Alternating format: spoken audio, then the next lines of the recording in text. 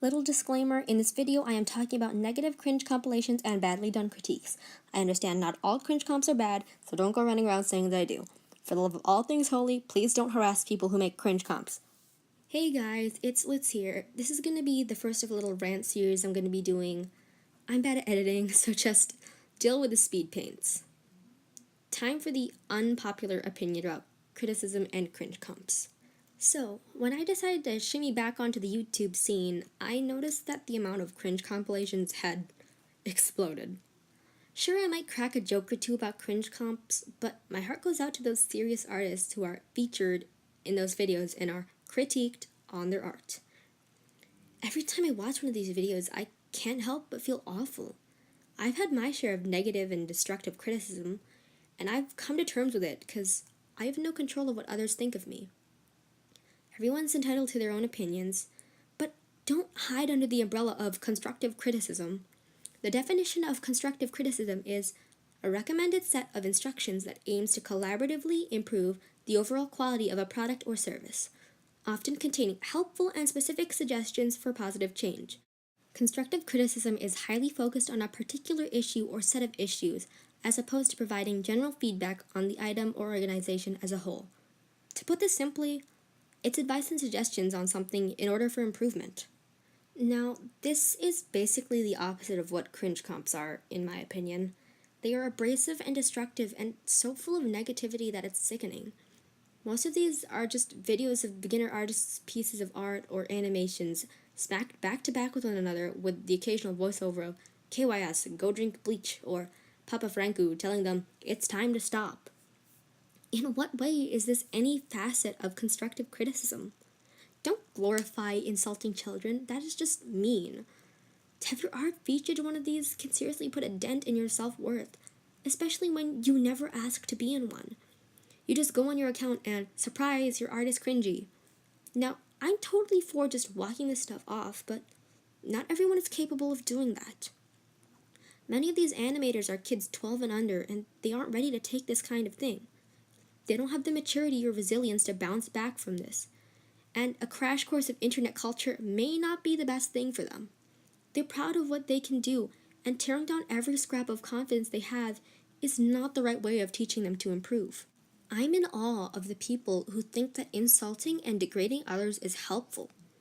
There's no need to fluff things up and shelter people, but it's pretty dang hard to take away any helpful information when you're swamped with people just saying your creations are terrible, but they don't tell you exactly what is terrible. There should be a takeaway from criticism, a piece of advice to spur improvement. I was and still am a sensitive kid, and it's a lot easier to respond to someone telling me that my anatomy is a smidge off rather than someone just outright saying that the waist is so thin that she would snap in half if she moved. I can't stop anyone from saying that sort of thing, but I guarantee that being polite will increase the chance that they will heed your advice. I know tough love is a thing, but this is just plain awful. If all you do is point out everything that's wrong, you train them to only see the bad in themselves. A proper critique should be a balanced amount of flaws and ways to improve upon them. A simple technique is a compliment sandwich. You don't need to sugarcoat things, just be real and level-headed. Say something that's good, tell them what's wrong, then tell them how to improve, politely. Don't lecture people about a topic you aren't knowledgeable in. Do your research and give them accurate and unbiased information. Back up your claims.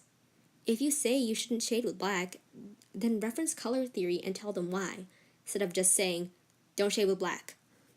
Saying that something is stupid and wrong because you think so isn't helpful either.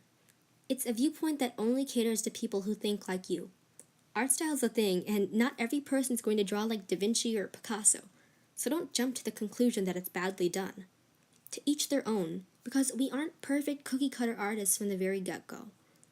Every person is different, and it's the same with art. You wouldn't compare pop art to Michelangelo's art, but they're still both art. Apples and oranges, they're both fruit, but they're different. And don't hate something just because they use Flip-a-Clip or draw on MS Paint.